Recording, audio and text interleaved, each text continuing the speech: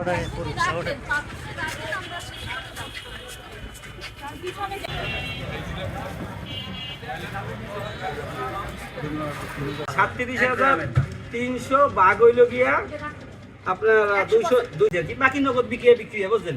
এগুলো বাকি নগদ আপনাকে একটা রেজিস্টার মেইনটেইনের জন্য বলা হয়। কালকে যে মাল বিক্রি করছি সব ছিল এই বান্দার এই কোনটা কি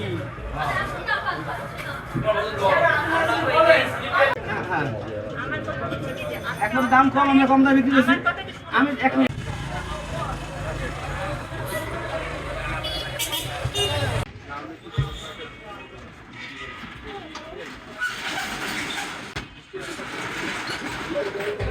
ব্রয়লার মুরগির দোকান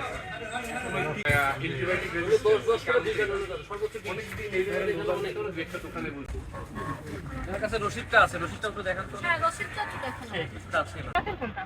খোলা তেল তো আমাদের ওই যে লুজ গ্রাম, সেটা তো আমরা হাফ খোলা থেকে কিনি 2 গ্রাম করে আর কি। রসিদ দেখাই বাকি আনি মানে সকালে আনি আবার সন্ধ্যায় টাকা দিই।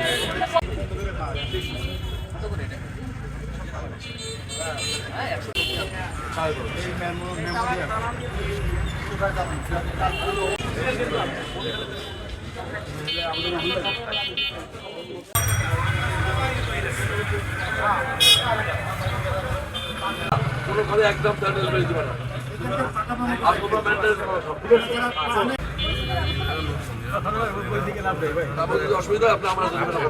কিছু অসাধু ব্যবসায়ী যারা ভোজ্য তেলেরও একটা কৃত্রিম ক্রাইসিস তৈরির চেষ্টা চালিয়ে যাচ্ছিলেন। তো বেসিক্যালি এই জিনিসটা যাতে না হয় এজন্য আমরা গ্রাহক পর্যায়েও কথা বলেছি এবং যারা মজুদদার আছেন বিশেষ করে যারা বড় বড় পাইকার আছেন তাদের সাথে আমরা রেগুলার সমন্বয় করছি যে তাদের কাছে কি পরিমাণ মজুদ আছে এই জিনিসটি আমরা দেখছি এবং তারা দেখেছি যে তাদের কাছে এইরকম তেলের কোনো এখন পর্যন্ত এরকম কোনো সংকট তারা লক্ষ্য করেননি।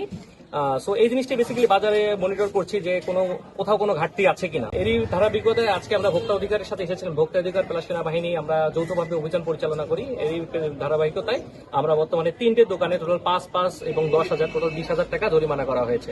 বর্তমানে গ্যাসের একটি বিশাল একটা সংকট দেখা দিয়েছে।